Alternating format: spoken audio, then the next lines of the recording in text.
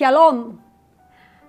Born Again adalah salah satu drama Korea fantasi lintas waktu yang mengisahkan dua laki-laki dan satu perempuan yang terikat nasib pada 1980-an, bahkan setelah reinkarnasi. Jadi Born Again adalah sebuah istilah yang bisa muncul secara umum bahkan jadi judul film ketika berbicara kelahiran kembali. Nah pertanyaannya, apa beda konsep lahir kembali yang dibicarakan dalam narasi film ini atau lainnya dengan konsep Kristen? Kelahiran kembali dalam kekristenan itu mengungkapkan perubahan dari keadaan alami orang yang berdosa kepada kehidupan orang yang diperbaharui secara rohani. Jadi dia berarti mati bagi dosa dan dilahirkan kembali di dalam kebenaran. Dan itu sebuah perubahan sempurna dari sifat kita menjadi hati yang baru. Setelah perubahan dan pembenaran, maka orang itu lahir baru dan dia mengerjakan perubahan itu seutuhnya. Di tengah dunia yang terus mendorong kita untuk jadi diri sendiri, mengejar impian dan jati diri versi kita sendiri, Yesus justru berbicara yang lain. Yesus memberikan panggilan yang berbeda. Untuk apa? Engkau harus dilahirkan kembali.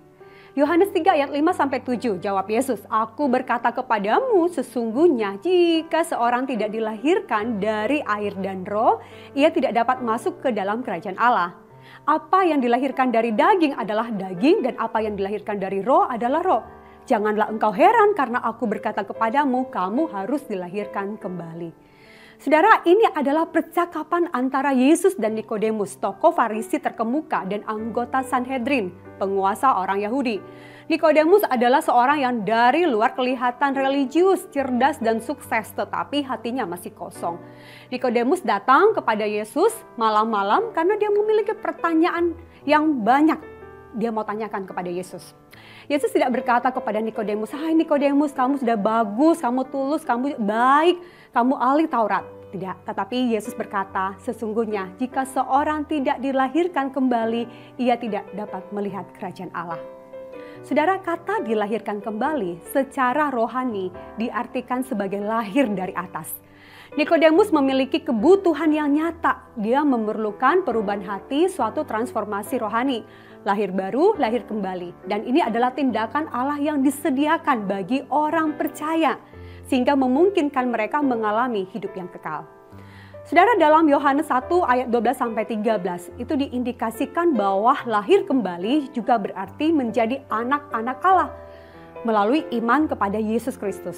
Jadi secara logika muncul pertanyaan, mengapa sih seseorang perlu dilahirkan kembali? Nah, Rasul Paulus dalam Efesus 2 ayat 1 mengatakan, kamu dahulu sudah mati karena pelanggaran-pelanggaran dan dosa-dosamu.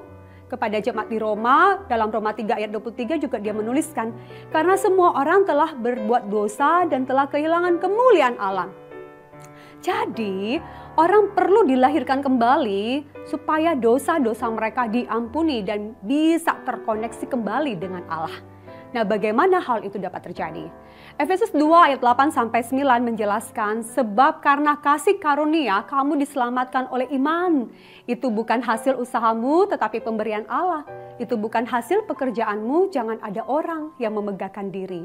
Jadi ketika orang diselamatkan, ia dilahirkan kembali, diperbaharui secara rohani, dan sekarang ia juga menjadi anak Allah. Nah, Yesus memperkenalkan konsep lahir baru, kelahiran kembali ini. Bukan lahir secara fisik, tapi lagi kelahiran rohani. Nikodemus bingung dan bertanya, apakah aku harus masuk rahim ibuku lagi? Tapi Yesus menegaskan, jika seorang tidak dilahirkan dari air dan roh, ia tidak dapat masuk ke dalam kerajaan Allah. Artinya, lahir dari air itu adalah lambang pertobatan. Seperti pelayanan Yohanes Pembaptis yang membaptis orang, dan itu adalah tanda pertobatan. Lahir dari roh berarti pekerjaan Roh Kudus yang mengubah hati manusia. Jadi lahir baru, lahir kembali adalah titik awal keselamatan. Bukan karena dia baik, bukan karena dia pintar, bukan karena dia sukses, tapi karena anugerah Allah. Dan tanda seseorang lahir baru adalah dia berbalik dari hidupnya yang lama. Dia bertobat. Ini bukan cuma keputusan sesaat atau temporer, tapi ini adalah komitmen seumur hidup. Yohanes 3 ayat 16 berkata, karena begitu besar kasih Allah akan dunia ini, sehingga ia telah mengaruniakan anaknya yang tunggal, supaya setiap orang yang percaya kepadanya tidak binasa, melainkan beroleh hidup yang kekal. Ini adalah inti Injil. Keselamatan bukan didapat dengan usaha manusia, tapi melalui iman kepada Yesus Kristus. Kasihnya begitu besar. Yesus bukan hanya guru agung, bukan hanya pembuat mujizat. Dia adalah juru selamat kita. Dia adalah Tuhan kita. Yesus tidak datang untuk membuat kita jadi versi terbaik dari diri kita yang lama. Dia datang untuk membuat kita jadi ciptaan baru. Itu bukan perbaikan, itu kelahiran kembali. Born again. Tuhan Yesus memberkati kita.